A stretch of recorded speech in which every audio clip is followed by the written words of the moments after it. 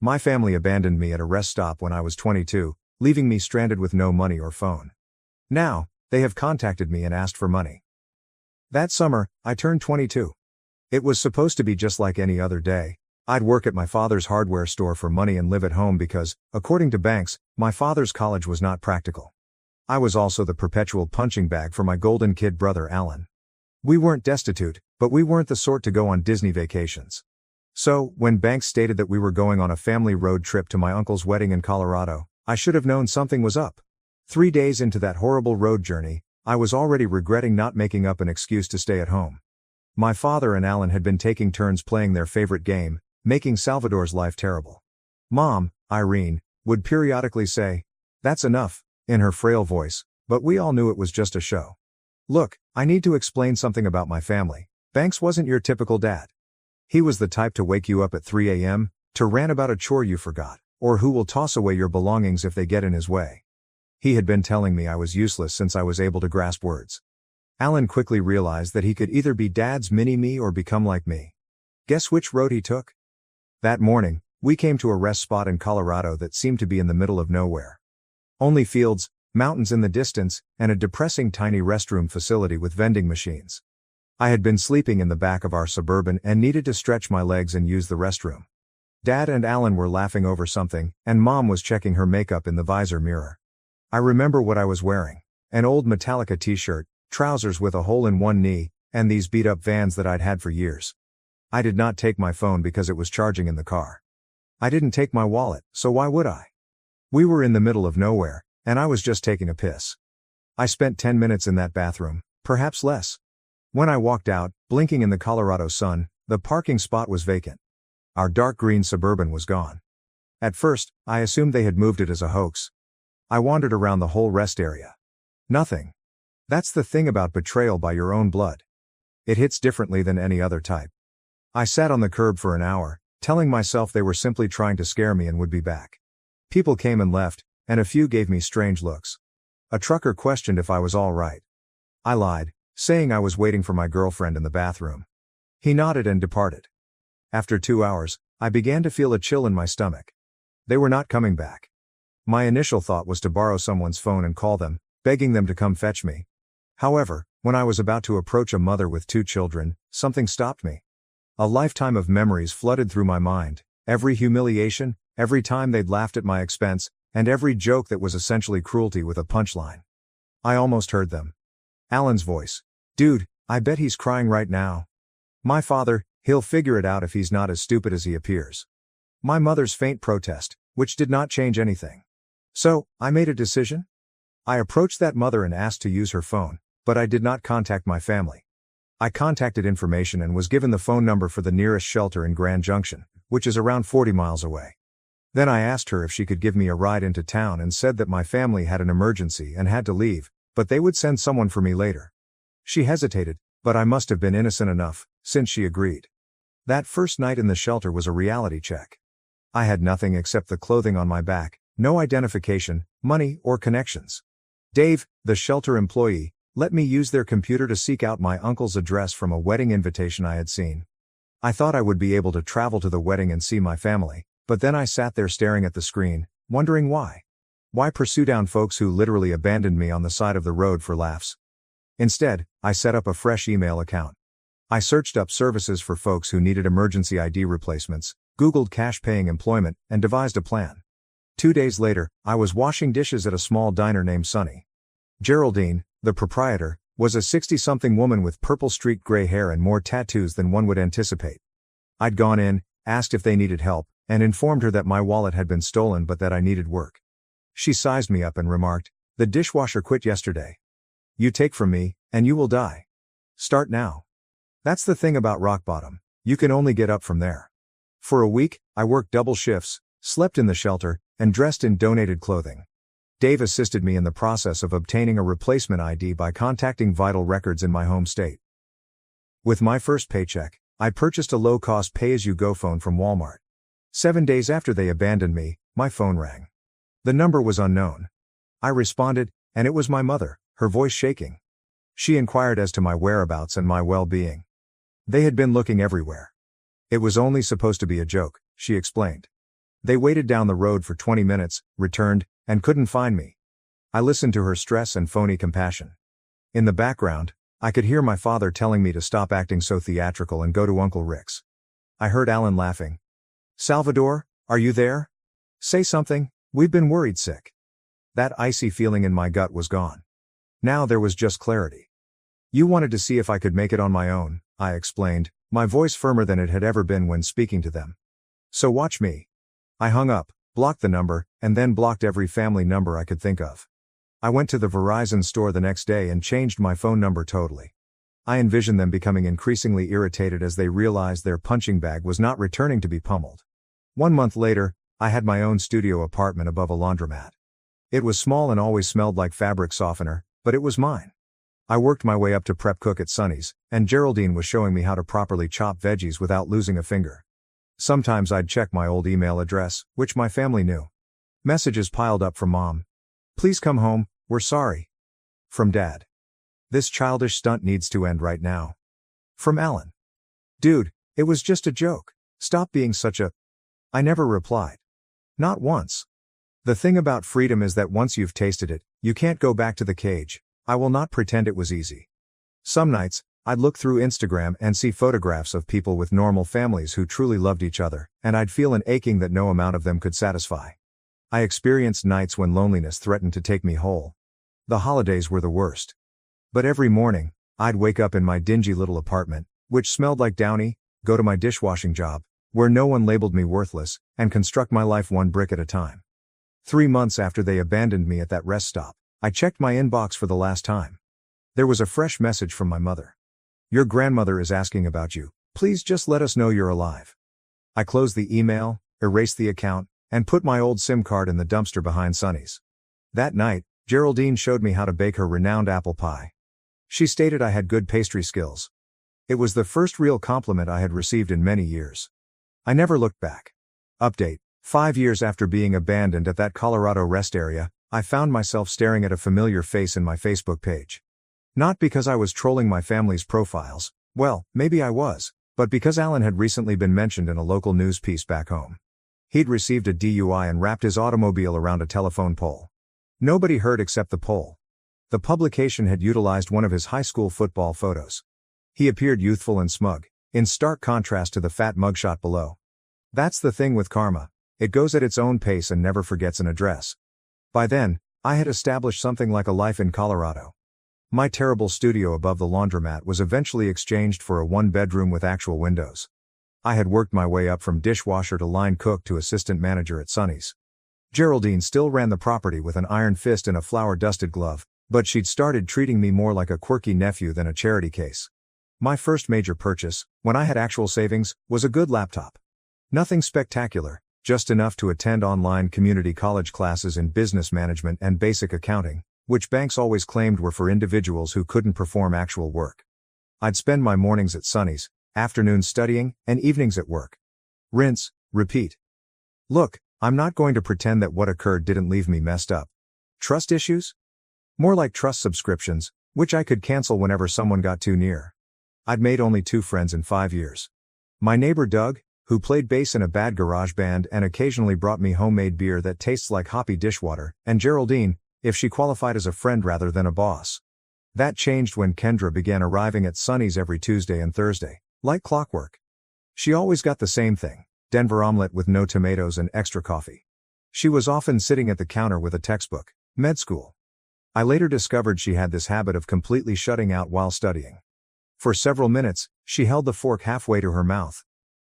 I started timing her once, and her time was 7 minutes and 23 seconds before she noticed she was holding cold eggs. I had been giving her coffee refills for 4 months before she saw me. "I mean, you truly saw me." Her eyes widened slightly as she explained that my name tag was spelled incorrectly. It wasn't, but it became our strange little joke. Every Tuesday and Thursday, she would point out that I was wearing the wrong name Salvador. I would act startled. It was the stupidest flirtation ever, but it worked. Our first date was not even intended to be a date. Her study group canceled at the last minute, and she had a reservation at this pizza place that was tough to get into. I happened to be cleaning the counter when she received the cancellation SMS. The next thing I knew, I was seated across from her at Antonio's, both of us uneasily realizing this was precisely like a date. 6 months later, she moved into my flat. A year later, we moved into a somewhat larger place together. Nothing fancy, just a 2-bedroom with a bathroom where the toilet did not run all the time and neighbors who did not practice bass solos at 2 a.m. Meanwhile, I used false accounts to keep track of my family. I'm not proud of it, but there it is. Dad's hardware store started failing after the Home Depot opened on the outskirts of town. I noticed him talking about it on community Facebook pages, with remarks becoming increasingly frantic and nasty.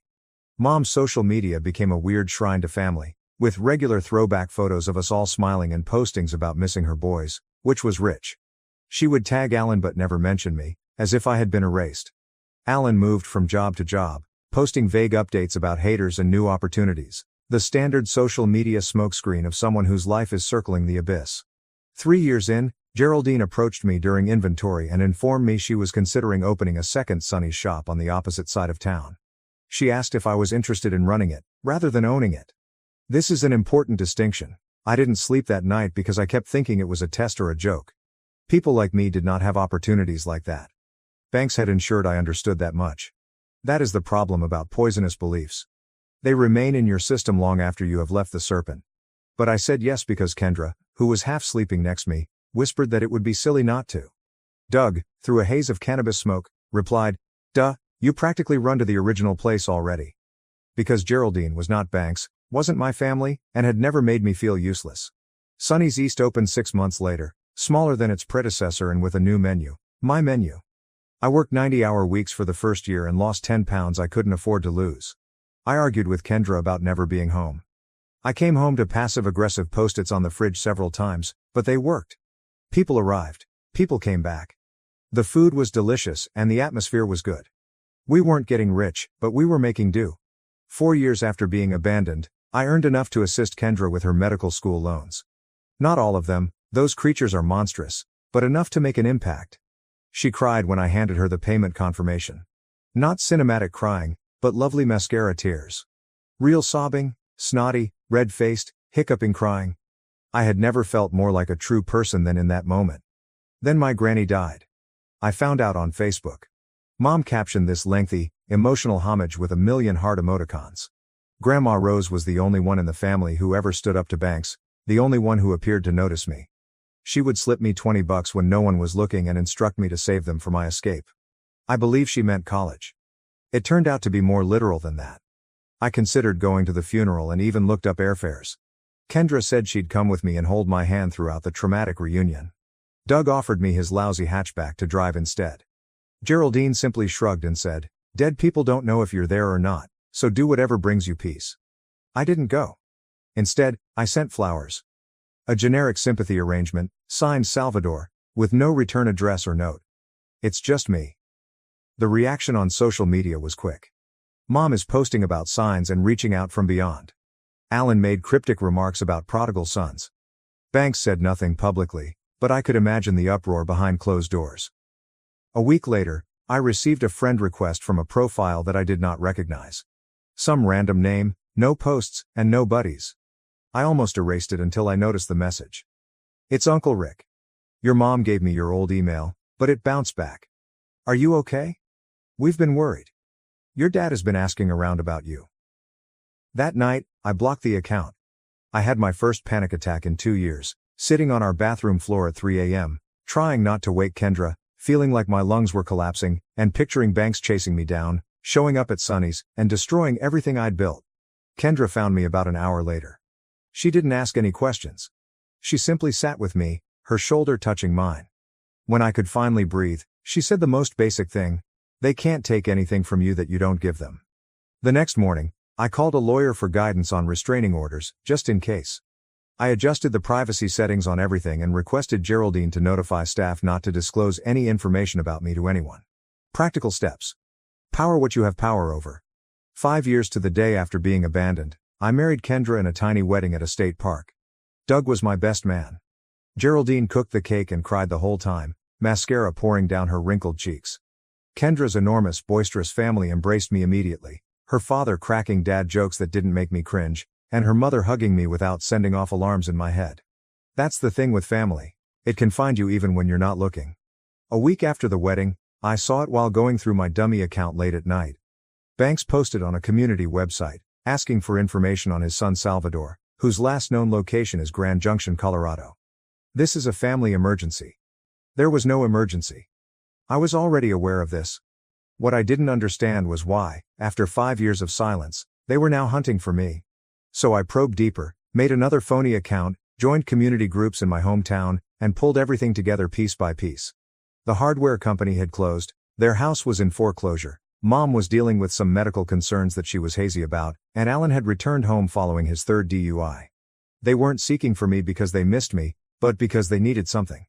And you know what? For the first time in 5 years, I smiled as I remembered them. Not because I was pleased with their tragedy, but because I discovered a crucial truth. I no longer cared. I closed the laptop, went into bed beside my sleeping wife, and made a decision. I would continue to observe from a distance, not out of hatred or love, but because sometimes the finest retribution is not what you do, but what you build, while they are busy destroying themselves. Finally, we have an update. It began with a LinkedIn notification. 15 years after being abandoned at that Colorado rest station, my perfectly planned existence had a flaw. Someone saw my profile 27 times in a single day. It's not rare for LinkedIn recruiters to do crazy things like that. What was remarkable was my brother's name, Alan Matthew. That is the thing with the past. It is patient. It will linger in the tall grass for years before striking. By then, my life had changed drastically from my first year in Grand Junction. Kendra had finished medical school, completed her residency, and was now working 3 days a week at a local clinic to spend more time at home with our children. We had 2, Ellie, 7, and Marcus, 4. The apartment above the laundromat had given way to a modest 4-bedroom home on the outskirts of town. Nothing spectacular, but with a yard where the kids could play and I could grow tomatoes, though they never quite worked out.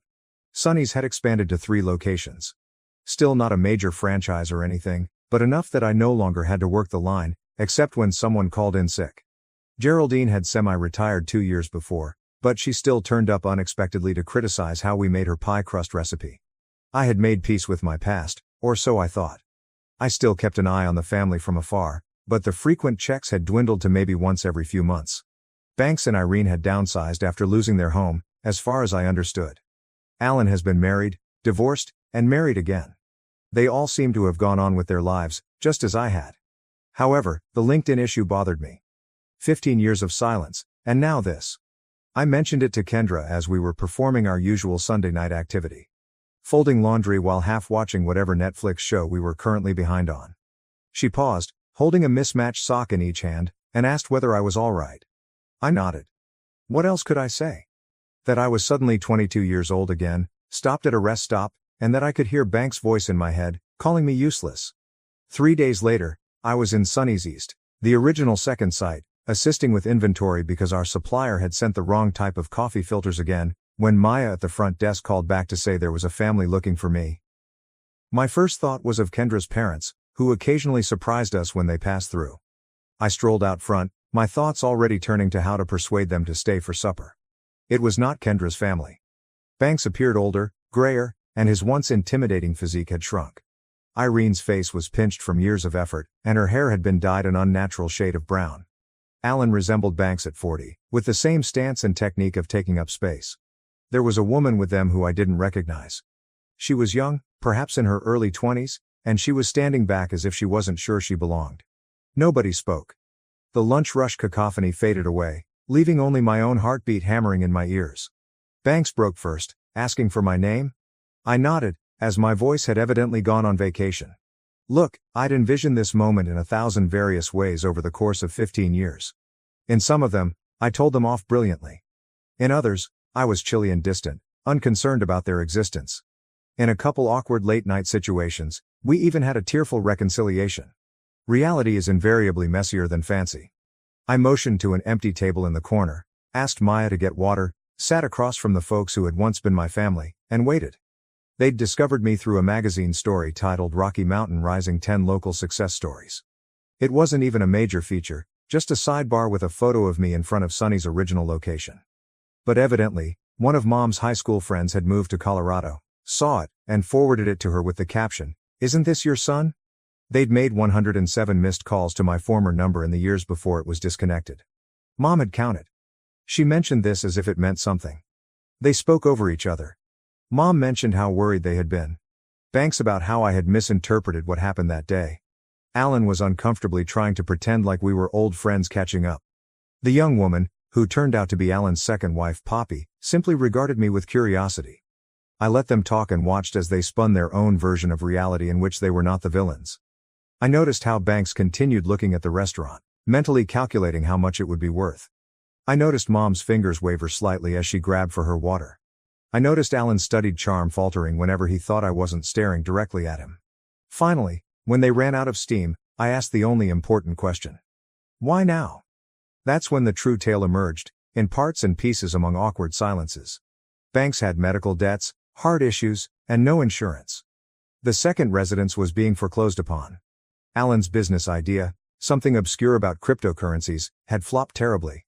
Mom required knee surgery, which she could not afford. They weren't there for reconciliation, but for money. I should have become angry. Should have thrown them away. Instead, I felt an unexpected emotion. Sympathy. They seemed so little and desperate. These giants who had formerly ruled my entire universe were simply imperfect, broken beings. I asked them to supper at my house that night, explaining that I needed to contemplate and chat to Kendra. They agreed enthusiastically. Banks are already halfway to calling it a done deal. The afternoon was weird. I picked up Ellie from her dance lesson and assisted Marcus with his preschool show and tell preparations, all while texting Kendra updates on who was coming to dinner. She volunteered to take the children to her sisters. I said no. I wanted them there. I wanted my family to meet my family. Dinner was chicken enchiladas, my specialty. That wasn't anything exceptional, it was simply a recipe from the back of an old El Paso box that I had modified over the years. Ellie set the table without being asked, meticulously placed the forks on the incorrect side until Kendra quietly corrected her. Marcus insisted on wearing his Spider-Man outfit because it was Tuesday, and it appears that Tuesday is now Spider-Man Day.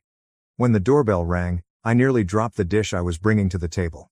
Kendra clutched my arm as she passed, whispering that she had my back anyway. The children looked up with interest, realizing that something significant was happening. That's the thing about dreaded moments. When they occur, they're both worse and better than you expected. The introductions were awkward. Even after adjustments, Banks continued to refer to Kendra as Karen. Irene couldn't stop crying every time she looked at the kids, which terrified Marcus. Alan and Poppy were the least bad, making genuine attempts at polite conversation, but Alan kept hinting about family supporting family. After dinner, Kendra brought the kids upstairs for baths and bedtime, giving me a look that said, "Text if you need extraction." Then it was just me and them, sitting in a living room that felt too small. Banks began on the pitch, talking about how family sticks together and how he'd always known I'd be successful. A lie. How they only needed $20,000 to get back on their feet, alone, of course. I let him continue, then asked him if he remembered what he told me on my 18th birthday. He gave a blank gaze. I said to him, "At least you can't disappoint me anymore, once you're not legally my problem." I asked Mom if she recalled what she did after Banks tossed away my acceptance letter to community college. Nothing. She had done nothing. I asked Alan whether he remembered telling my first girlfriend that I was probably, in any case, when she came to the house seeking for me. They squirmed and made excuses. Banks' voice began to take on a deadly edge, which used to make me shrink. But here's what happened. I stopped shrinking. I was 15 years and a million miles away from that person. I went to my office, returned with an envelope, and delivered it to Banks. The check was for $73.50. Banks glanced at it, perplexed, and wondered what the hell this was supposed to be. I responded. In 2010, that was exactly what a Greyhound ticket from Grand Junction to our hometown would have cost, the exact amount it would have taken for me to make it back home from where you abandoned me. The hush was absolute. Then Banks began shouting at me, calling me ungrateful and greedy, and claiming that I had always been a disappointment. The greatest hits record from my childhood is being played one more time. I didn't argue or shout back. Just stood up and informed them that it was time to leave. Mom used a different approach. Tears and guilt. How could I do this to my family? Alan went cold. The Pleasant brothers' mask had entirely slipped. Poppy simply seemed embarrassed for all of them. When they eventually departed, Banks crumpled the check and dropped it on our doorstep. I closed the door and leaned against it, my legs becoming unsteady. Kendra came downstairs and asked if I was all right. I nodded, not trusting my own voice. We cleaned up the dinner dishes in silence, checked on the sleeping children, and prepared for bed as if it were any other night. As I was configuring the security system, I accessed the front entrance camera on my phone. They remained in the driveway, arguing. Banks is gesticulating violently, and his mother is sobbing. Alan was looking at our house with an attitude that I know all too well, jealousy mingled with hatred. Finally, they hopped into their rental car and drove away. I have never seen or heard from them again. Do not expect to. The chapter is finished. That's the thing about revenge, the best type is something you live rather than do. Every beautiful moment with my children, every inside joke with Kendra, every peaceful Sunday morning with nothing to worry, and every ordinary day in a life constructed on my terms. I never got back home. I did something better. I constructed one. Thank you for watching. If you haven't subscribed yet, please do so and hit the notification bell to stay updated with more shocking real-life stories happening around you.